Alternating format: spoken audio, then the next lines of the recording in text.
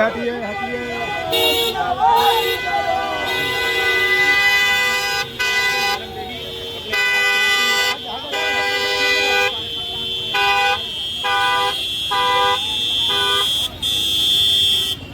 मोकामा उपचुनाव में महागठबंधन के उम्मीदवार राजद उम्मीदवार नीलम देवी के जीत पर बख्तियारपुर के राजद युवा कार्यकर्ताओं में खुशी का माहौल देखने को मिला।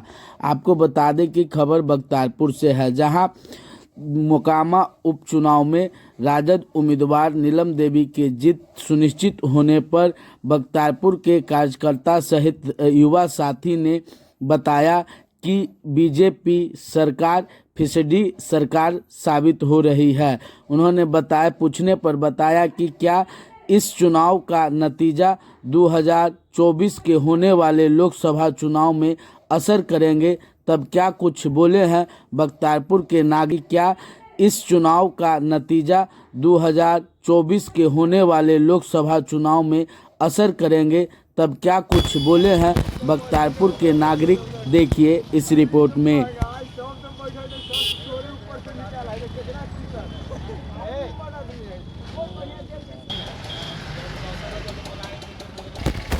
नमस्कार, आप देख रहे हैं BG live news national digital media और मैं हूं विशाल रंजन। आपको बता दें कि जो मोकामा हॉट सीट बना हुआ था उसमें महागठबंधन के उम्मीदवार राजद उम्मीदवार नीलम देवी की जीत हुई है। तो वो जीत का जो असर है, क्योंकि मोकामा विधानसभा जो है बाढ़ अनुमंडल में पड़ता है और बाढ़ अनुमंडल का बख्तियारपुर भी विधानसभा है।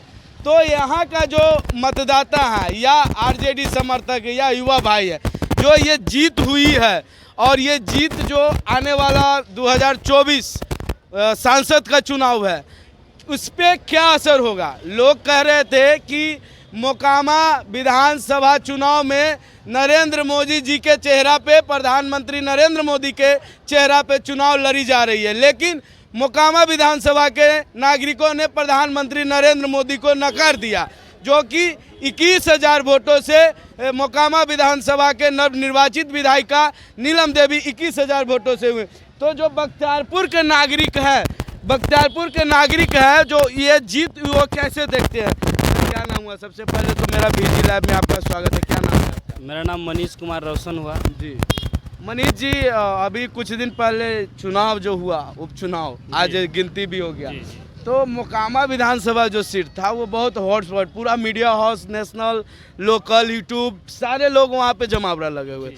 लेकिन वहाँ पे कयास लगाए जा रहे थे कि प्रधानमंत्री नरेंद्र मोदी जी के चेहरा पे चुनाव लड़ा जा रहा है और वहाँ पे जो बीजेपी का उम्मीदवार है उनकी जीत सुनिश्चित होगी, लेकिन जनता ने नकार दिया। तो ये जो नकार दिया, तो ये 2024 का जो लोकसभा चुनाव होना उस पर कितना इसका असर होगा। सबसे पहले तो मैं ये कहना चाहूँगा कि यह जो उपचुनाव जो हो रहा था, इसमें डायरेक्ट प्रधानमंत्री मोदी जी को चेहरा या चुनाव पर जो चुनाव लड़ा गया, यह साबित करता है कि बीजेपी का बिहार में कोई लीडर नहीं है। मतलब जनाधार खत्म हो गया। बिल्कुल जनाधार कम है। तो नॉर्मल जनता जान सकती है कि जब एक उपचुनाव के लिए प्रधानमंत्री खुद संदेश जारी कर रहे हैं और सारा टीम को उतार रहे हैं, तो इससे सबसे पहले यह जग जाहिर हुआ कि बिहार में बीजेपी का कोई लीडरशिप का उधर अपर लेवल का कोई लीडरशिप नहीं है। सबसे स्टार प्रचारक 40 स्टार प्रचारक इस मैदान में उतरे थे कि सोनम देवी को जिता लेना, लेकिन जनता ने नकार दिया। हाँ, उसके बावजूद वहाँ पे जीत हो गया, बीजेपी हार गई। यह साबित करता है कि 2024 में जो लोकसभा का जो चुनाव होगा उसमें बीजेपी पूरी तरह से फिसडी साबित होगी। मोदी जी का जो झूठा जो वादा था, लोगों को झांसा देने वाला जो वादा था, वो सारा जनता इस चीज़ से वाकिफ हो चुकी है। सभी लोग महंगाई और बेरोजगारी से त्राहिमाम है। सिर्फ पेपरबाजी और मीडिया को खरीद करके स्वच्छ छवि पेश करना जनता के बीच में, यह विकास का मॉडल नहीं है और यह मॉडल नहीं चलेगा। एक तरह मोकामा की जनता ने नरेंद्र मोदी को नकारा है।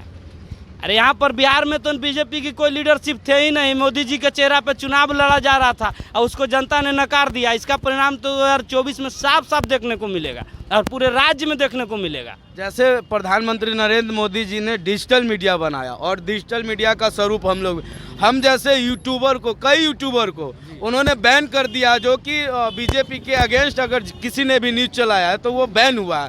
तो ये जो डिजिटल मीडिया की बात करते हैं प्रधानमंत्री नरेंद्र मोदी, कितना उसमें आपको लगता है सच्चाई है? देखिए, बैन वह डिजिटल मीडिया को नहीं करते हैं, बैन वह करते हैं जो उनका सच्चाई को उजागर आप करेंगे उनको वह बैन कर देंगे। अरे आप डिजिटल मीडिया की बात करते हैं, हम लोग जैसा छोटा कार्यकर्ता लोग को फेसबुक पर नोटिस आता है, फेसबुक बंद हो जाता है। हम लोग का जो पोस्ट करेंगे वह पोस्ट पूरे दोस्त में नहीं जाएगा, पूरे फ्रेंड सर्कल में नहीं जाएगा। फ़ोन करके जब दोस्त से पूछते हैं तो बोलता है वो तो पोस्ट आया ही नहीं।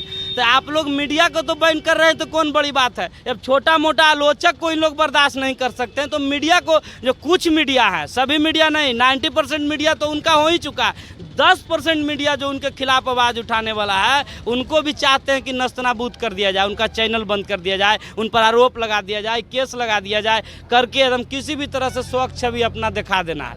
लेकिन यह एक लोकतांत्रिक देश में, एक समाजवादी देश में यह नहीं चलेगा।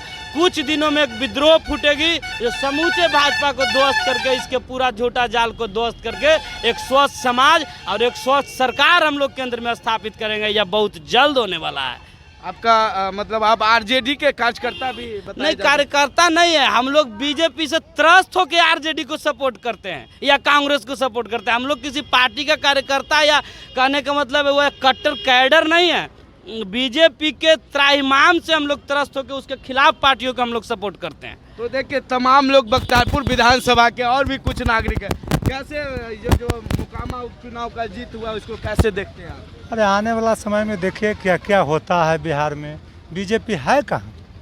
बीजेपी कहीं नहीं।